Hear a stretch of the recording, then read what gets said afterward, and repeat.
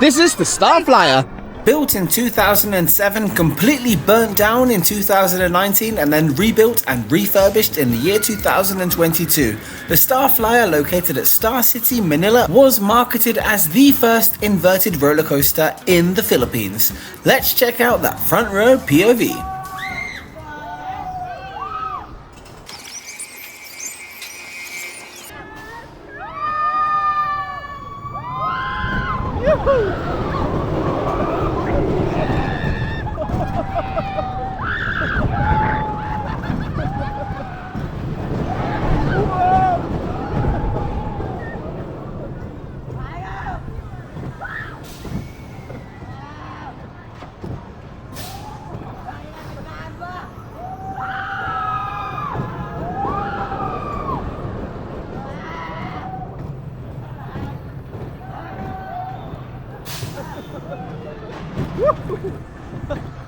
Oh, that was way more fun than I thought it was going to be. A little bit rough.